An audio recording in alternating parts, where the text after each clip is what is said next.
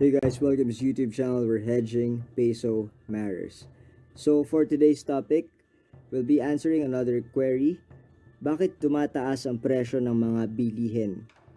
So the prices that we are referring to are not only those that what we have in the stock market, but also those that are provided for by the world market and the prices that are being set forth by the producers to its consumers, of course as regulated by the Department of Trade and Industry.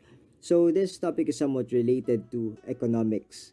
So what prompted me to choose this topic is because the media provide for words that are couched in technical terms. So maraming terms such as itong inflation, yung GDP, so mga bagay na hindi natin masyadong naiintindihan like recession. So there is an implication na pag narinig natin yung recession, parang the economy of the Philippines or of a country is undergoing a tremendous downfall kasi merong recession. Ang implication parang pinapalabas nila na hindi na makakabangon yung bansa natin and so on. So inflation naman, whenever we hear this, it simply denote na parang tumataas yung presyo ng mga bilihin. The value of our 50 peso bill is not anymore the same with the value of the 50 peso bill way back 5 years ago. So may mga ganong connotation. So the reason why I created this channel is to make these technical terms less complicated and for us to understand these things that are, hindi naman pinapaintindi nila sa atin. But before I proceed, okay? So before I proceed with the main topic, first of all, I would like to apologize for not making my presence to be felt last year since 2019 has been a very busy year for me. Nonetheless, I am grateful because from where I left off, there were only 40 subscribers in this channel, which now they grew by 300%. And well, from 40 naging 400 na po yung subscribers ng channel natin. So although 400 may seem substantially low compared to the subscribers of other channels, for me 300% is still 300%. And one thing, what's important for me is that I consider the viewers to be individuals with whom I share the same interests, and that makes us part of one community. So yung community that practices self-improvement, community that is open to the different matters that is going around us.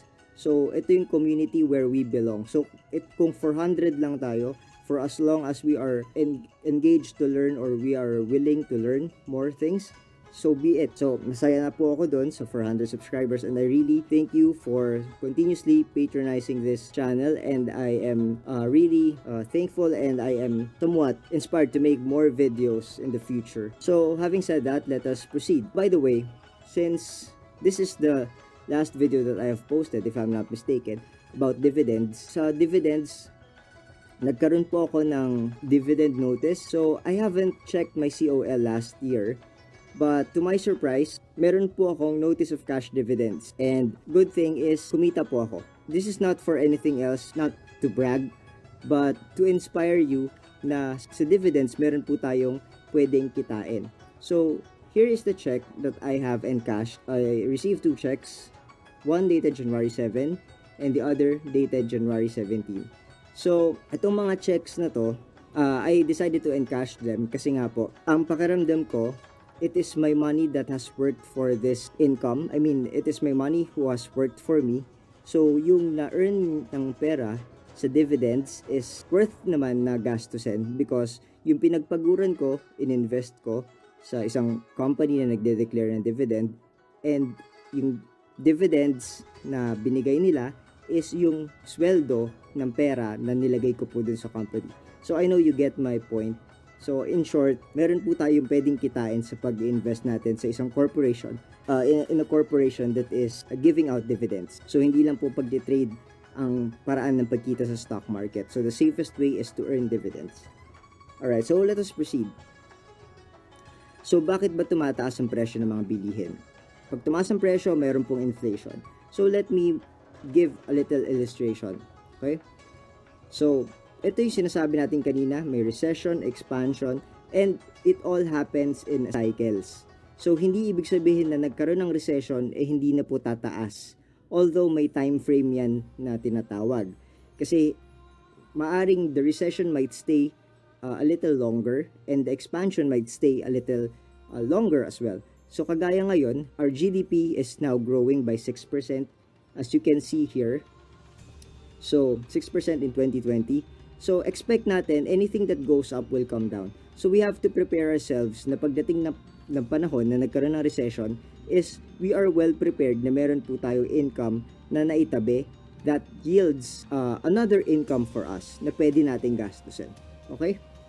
Now, ano ba yung factors that drive the economy? So we have the productivity growth, short-term debt cycle, and long-term debt cycle. But what's more related to the topic that is more related, the productivity growth. So, ibig sabihin po, bigyan ko kayo ng illustration. Alright? So, si Miss C is a consumer. So, meron siyang pera. And she is willing to purchase a product from Miss P, the producer. So, let us say it is an ice cream. Now, since gusto bilhin ni Miss C yung ice cream ni Miss P, then, magkakaroon po sila ng what we call a contract of sale. So, in a contract of sale, there is this, what we call a transaction. Okay? So, transaction po ang tawag dito. And the spending of Miss C is an income on the part of Miss P. So, every time na bumibili po tayo, may kumikita sa pera natin. Now, what drives the economy? So, what drives the economy is a series of transaction. So, isipin po natin ganito. Bumili tayo ng sardine sa sari-sari store. So, yung gastos natin naging income ng sari-sari store. Yung sari-sari store naman, since binili natin yung kaisa-isa niyang sardinas na ubos, bumili naman si sari-sari store sa grocery store. So, yung gastos ni sari-sari store, naging income naman on the part of the grocery store. Since kaisa-isang sardinas lang din yung binili ni sari-sari store from grocery store, si grocery store, bumili naman siya ng sardines from the manufacturer or from the producer. So, ganun po umiikot yung economy natin. So, manner of buy and sell, nagkakaroon ng series of transaction. Now, ano yung nagko-cause ng price hike? So, dito na po nagkakaroon ng problema. Nagkakaroon ng problema if we use credit. Bakit? Kasi if you'll see, meron tayong money and meron tayong credit. So, yung buying power natin is dalawa in comparison to the product which is isa lang. Isang ice cream lang, but dalawa yung buying power natin. So, the demand outweighs the supply. Kapag ganyan po ang scenario, konti ang supply, malaki ang demand, ang tendency is tataas po ang prices. So, ano ang pwedeng gawin ni Miss P to compensate for the growing demand? So, tataas po yung productivity line by increasing the sales, increasing the price. So, let us say, from 10 pesos naging 15 pesos na yung bentahan ng ice cream. And, kailangan niya gumamit ng more machineries, mag-hire ng more na laborers para masustain niya yung growth nitong pagtaas nitong price ng ice cream. So, with this, mas marami siyang mapoproduce, mas marami po siyang mabibenta. And that is the reason kung bakit tumataas yung presyo ng mga bilihin is because nasa circulation natin, aside from the money, is meron tayong credit na pwede tayong makabili which increases our buying power. Limited naman din po ang pagdami ng certain stocks. So, if you find this video interesting, give it a thumbs up.